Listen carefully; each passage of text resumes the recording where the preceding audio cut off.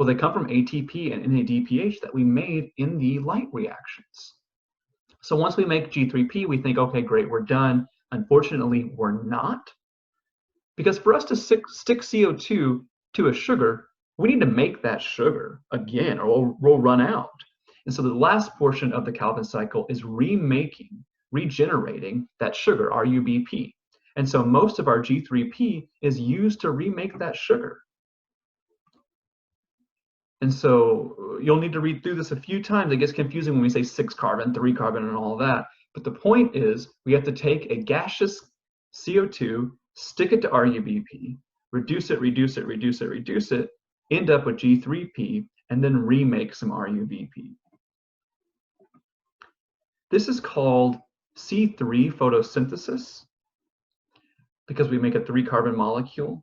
G3P can go on to be used to make fatty acids, all the stuff you learned in Unit 2, glucose, fructose, starch, cellulose, amino acids, all kinds of stuff. I don't want to say, it's just, we're able to take that carbon skeleton and just attach a few functional groups to it, and suddenly we have a new compound. So it's very, very useful, and it's necessary for most of life because there are a lot of amino acids and things that we can't make.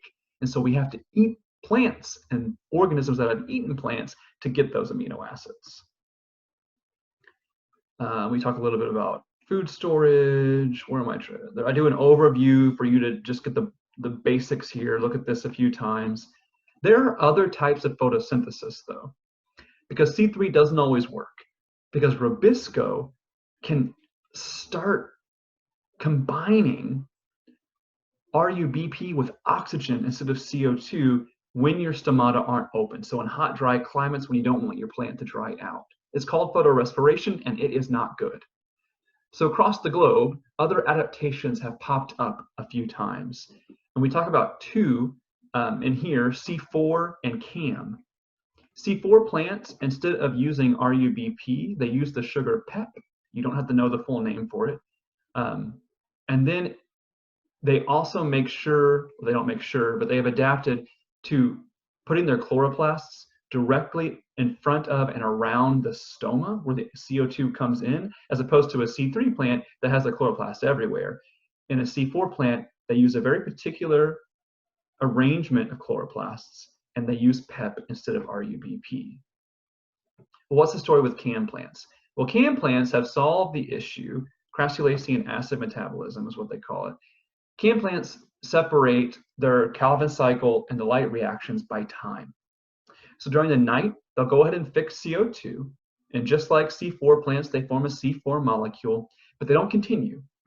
They store that molecule inside their large central vacuole. Then in the day, when they have the light reactions going and have plenty of NADPH and ATP, they can still keep their stomata closed, and the C4 molecules release CO2 to the Calvin cycle. They don't have to worry about O2 combining with RUBP. And then finally, the portion of chapter 7, we talk very, very briefly. This is not an environmental science class, and so we don't really get a chance to discuss too much about climate effects, but photosynthesis is extremely important to the maintenance of our ecosystems and the climate. One, we need food, right? Even if you say, well, all I eat is, steak and Cheetos, the cow ate plants at one time, and Cheetos are, some type of byproduct. We require photosynthesis. We require photosynthesis for the balance of our atmosphere, the balance of our water, and for oxygen production.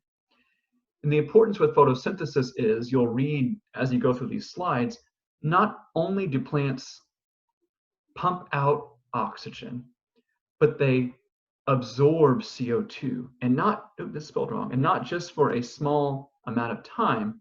Large organisms, like your trees and things, are carbon sinks. They suck in CO2 and store it, and that CO2 is not released for a very long time until that plant dies and breaks down. And so your major photosynthesizers, your sea grasses, sea kelp, your rainforest, yes, it's important that they are producing oxygen. It is extremely important that they're producing oxygen. We need that to breathe, right? But what's also important is they are carbon recyclers. And so the problem currently is our carbon cycle, from what we are used to, what we are adapted to, the temperatures that we know as humans, is imbalanced. We are reducing our carbon recyclers as we cut down rainforests, as we remove our forests, as organisms go extinct and die.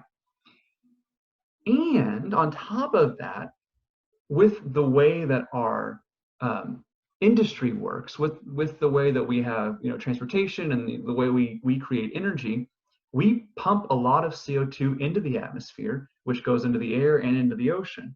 And so it's kind of like a scale, the balance that we were used to.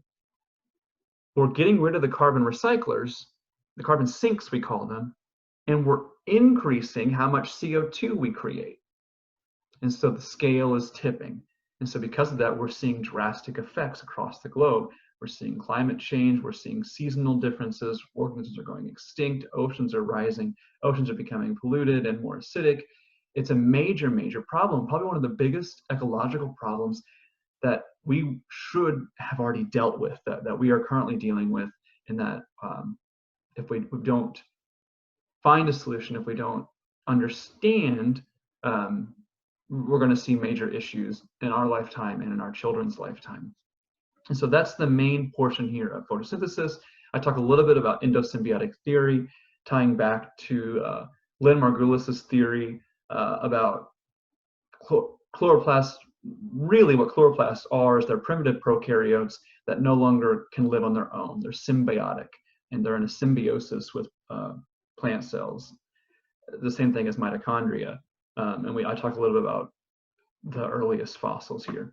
So let me know as you go through this if there are any questions.